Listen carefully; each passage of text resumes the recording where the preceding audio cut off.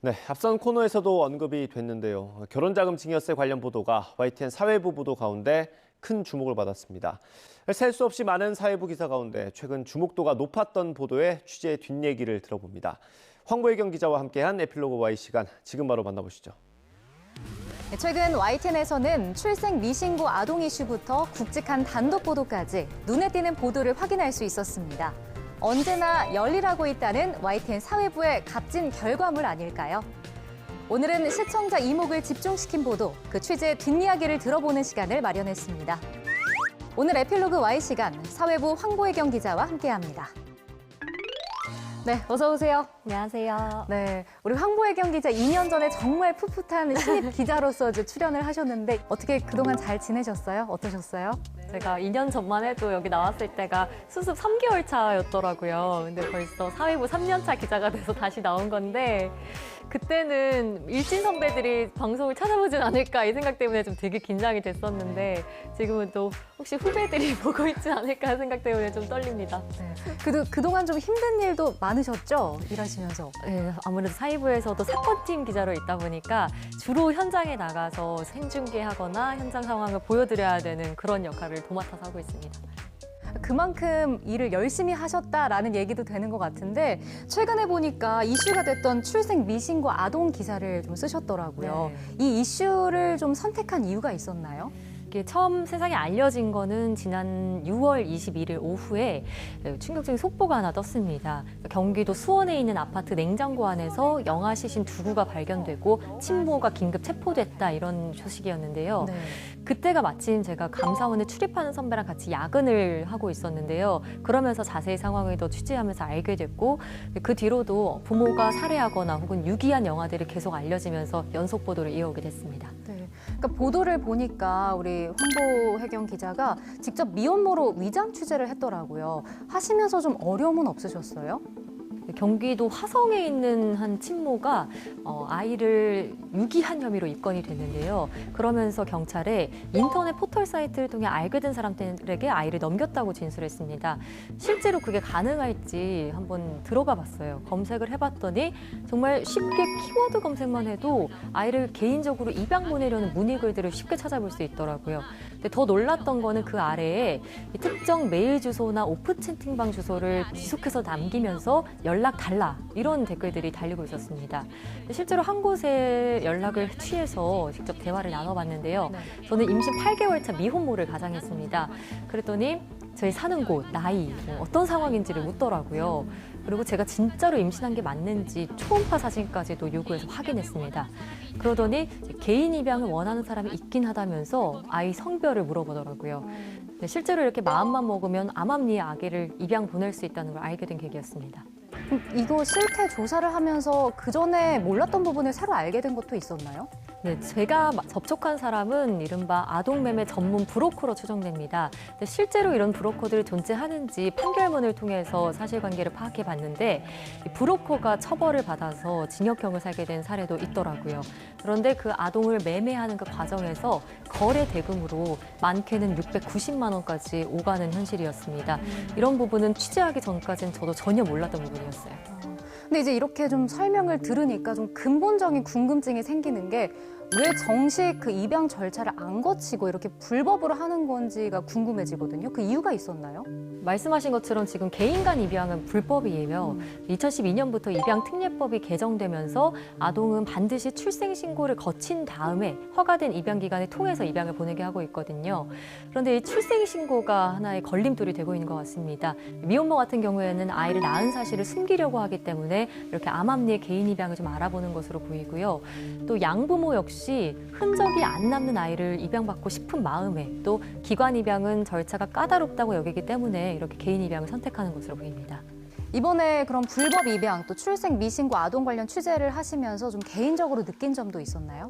네, 물론 부모가 자신이 낳은 아이를 살해하고 유기하는 건 정말 있어서는 안 될 큰 범죄입니다.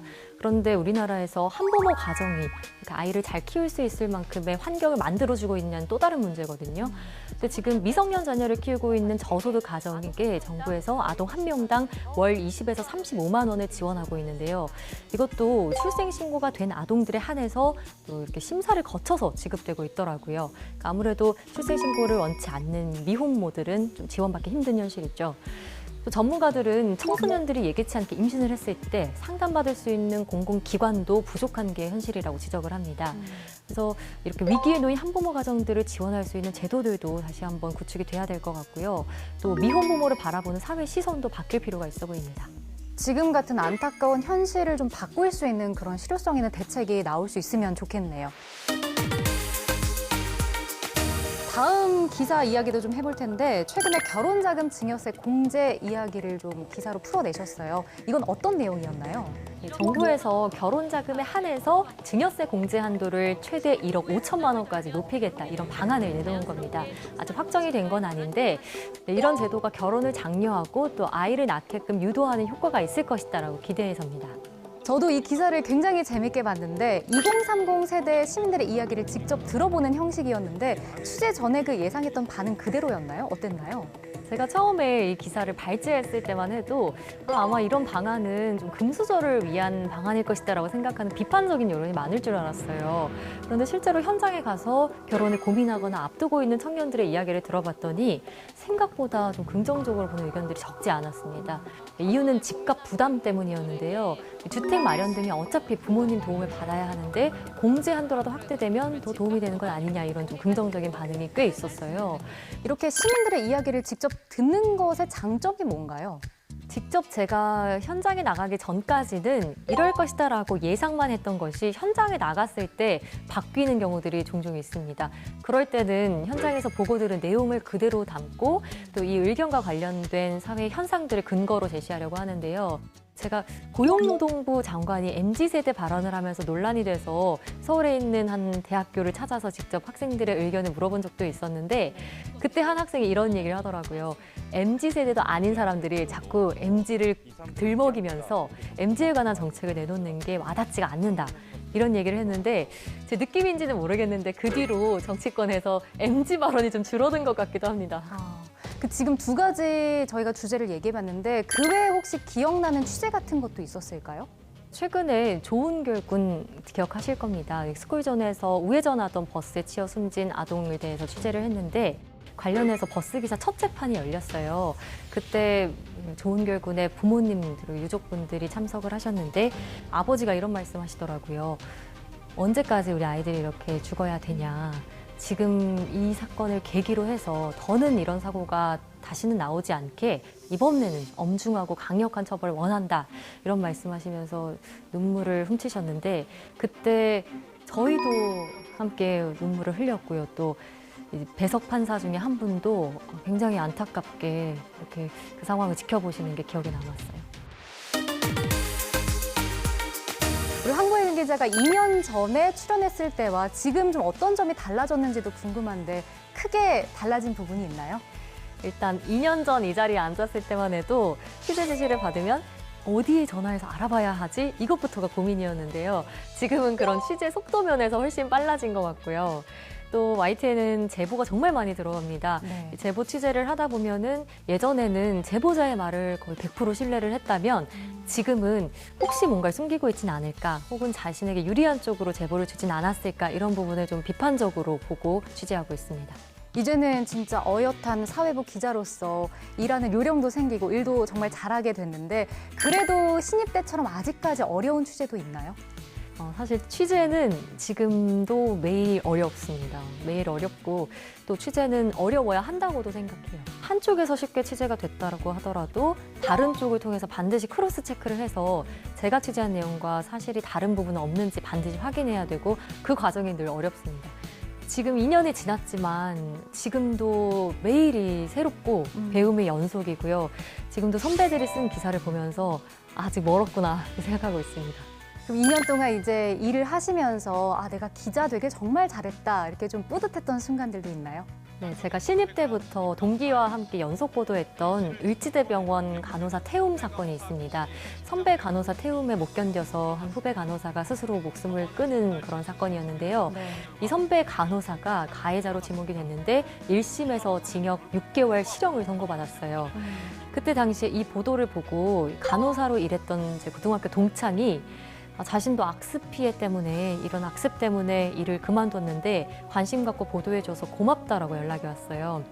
사실 그 동창이랑 학교 다닐 때 거의 교류가 없었거든요. 근데 10여 년 만에 처음 연락이 왔는데 그때 기자로서 좀 굉장히 뿌듯함을 느꼈어요. 이럴 때 또 기자로서 약간 책임감이나 사명감도 느껴질 것 같네요. 네, 맞습니다. 그날은 집으로 돌아오면서 괜히 울컥했던 게 생각이 나요. 네.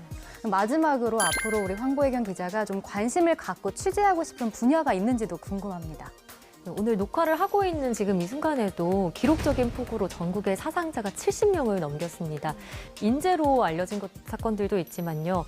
기후 위기로 인한 이런 자연재해로 평가받고 있기도 한데요.